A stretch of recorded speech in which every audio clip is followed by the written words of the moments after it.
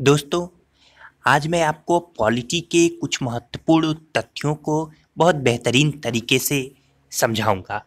तो आइए देखते हैं सबसे पहले अनुच्छेद 52। अनुच्छेद 52 के तहत यानी भारत का एक राष्ट्रपति होगा। यह किस अनुच्छेद में है? तो अनुच्छेद 52। इसी तरीके से भारत का एक उपराष्ट्रपति होगा, तो यह अनुच्छेद 63 में है। अनुच्छेद 74 कहता है कि राष्ट्रपति को उसके कार्यों के संपादन व सलाह देने हेतु एक मंत्रिपरिषद होगी, जिसका प्रधान प्रधानमंत्री होगा। ये अनुच्छेद 74 है। जबकि अनुच्छेद 75 कहता है कि प्रधानमंत्री की नियुक्ति राष्ट्रपति करेगा और अन्य मंत्रियों की नियुक्ति राष्ट्रपति प्रधानमंत्री की सलाह पर करेगा। अनुच्छेद 76 भारत के महान्यायवादी यानी अटॉर्नी जनरल ऑफ इंडिया की बात करता है। अनुच्छेद 79 संसद के गठन की बात करता है, जिसमें अनुच्छेद 80 राज्यसभा, अनुच्छेद 81 लोकसभा से संबंधित है। इसके बाद से अनुच्छेद 93 लोकसभा के अध्यक्ष व उपाध्यक्ष की बात करता है।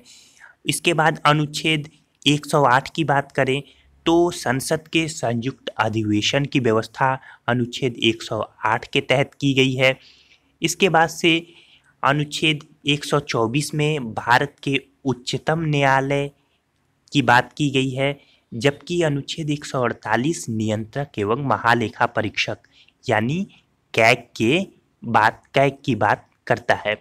इसके बाद से अगर हम बात करें कि भारत में के यूँ कहिए कि राज्यपाल का प्रावधान किस अनुच्छेद के तहत किया गया है भारत के राज्यों में, तो अनुच्छेद 153 के तहत। इसी तरीके से राज्य का महाधिवक्ता अनुच्छेद 165 के तहत है और राज्य की मंत्रिपरिषद का जो गठन है वो है अनुच्छेद 163 के तहत। इसी तरीके से राज्यों में विधानसभा के अध्यक्ष व उपाध्यक्ष का प्रावधान अनुच्छेद 178 के तहत किया गया है। राज्यों के उच्च न्यायालय अनुच्छेद 214 के तहत है, जबकि जिला न्यायाधीश की नियुक्ति का प्रावधान अनुच्छेद 233 करता है। इसी तरीके से ग्राम सभा का प्रावधान संवैधानिक रूप से अनुच्छेद 243 क यानी 243 ए में है, जबकि पंचायतों का गठन 243 बी या 243 ख में है। 243 ठ नगरपालिकाओं के गठन का प्रावधान करता है। इसके बाद है अनुच्छेद 280 जो कि वित्त आयोग के गठन का प्रावधान करता है। अनुच्छेद 312 अखिल भारतीय सेवाओं की बात करता है। अखिल भारतीय सेवाओं में राज्यसभा को लोकसभा से ज़्यादा अधिकार प्राप्त है। इसी तरीके से 315 अनुच्छेद 315 संघ और राज्यों के लिए लोक सेवा आयोग के गठन का प्रावधान करता है, जबकि निर्वाचन आयोग की व्यवस्था अनुच्छेद 324 के तहत की गई है। निर्वाचन आयोग का गठन भारत के राष्ट्रपति करते हैं। अनुच्छेद 338 राष्ट्रीय अनुसूची जाति जनजाति के बारे में जाति आयोग की बात करता है। फिर से समझ लीजिए, राष्ट्रीय अनुसूची जाति आयोग का प्रावधान अनुच्छेद 338 के तहत है, जबकि राष्ट्रीय अनुसूचित जनजाति आयोग का प्रावधान अनुच्छेद 338 क के तहत है। 343 कहता है कि संघ की राजभाषा, और ये राजभाषा क्या होगी? तो राजभाषा हिंदी होगी। इसी तरीके से अनुच्छेद 352 आपात उपबंध की व्यवस्था करता है।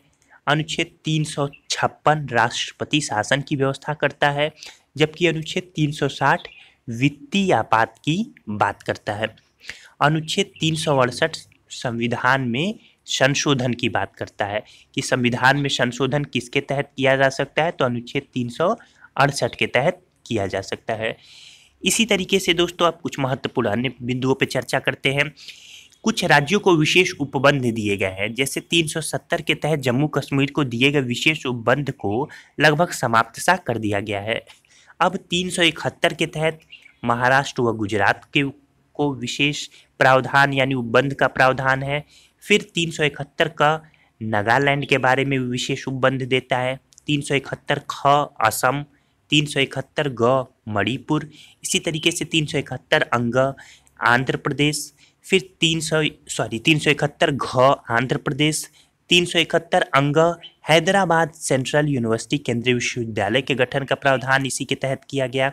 फिर 371 च के तहत सिक्किम को विशेष दर्जा प्राप्त है। 371 छ के तहत मिजोरम को, 371 ज के तहत अरुणाचल प्रदेश और 371 झ के तहत गोवा को। इसे याद करने का ट्रिक नीचे है। नामा, SCU सीमाजी, N for Nagaland, A for Assam, M for Manipur, फिर A फॉर आंध्र प्रदेश। याद रहेगा आंध्र प्रदेश से आंध्र प्रदेश में ही हैदराबाद सेंट्रल यूनिवर्सिटी है। फिर सीमाजी यानी SI से सिक्किम, M से मिजोरम, A से अरुणाचल और G से गोवा। तो ये एक ट्रिक रहा इसे याद करने का। फिर केवल भारत के नागरिकों को प्राप्त जो अधिकार हैं वो किस अनुच्छेद के तहत, तो अनुच्छेद 15, अनुच्छेद 16, अनुच्छेद 19, अनुच्छेद 29 और 30, ये पांचों अनुच्छेद केवल और केवल भारत के नागरिकों को ही प्राप्त है। इसके बाद आपातकाल के दौरान कौन सा अनुच्छेद समाप्त नहीं किया जा सकता या किया जाता, तो अनुच्छेद 20 और 21 निलंबित नहीं होता, चाहे कोई भी आपातकाल रहे। तो दोस्तों आज मैंने बहुत महत्वपूर्ण पॉइंट्स की चर्चा की। मैं आपको ये बता दूं कि अनुच्छेद 15 धर्म, नस्ल, जाति, लिंग तथा जन्म स्थान के आधार पर भेदभाव को निषेध करता है, जबकि अनुच्छेद 16 लोक नियोजन के विषय में अवसर की समता यानी सरकारी नौकरियों में सभी को समान अधिकार की बात करता है। इसके अलावा अनुच्छेद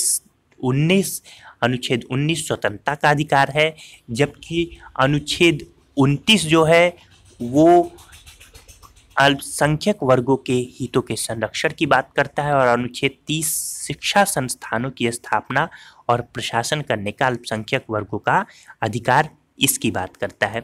तो इस तरीके से दोस्तों आज का आपको ये लेक्चर कैसा लगा हमें कमेंट के माध्यम द्वारा पहुंचाइए। अगर इस तरीके से शॉर्ट ट्रिक्स और बेहतरीन तरीके से आप अन्य वीडियोज भी चाहते हैं तो ये भी लिखिए।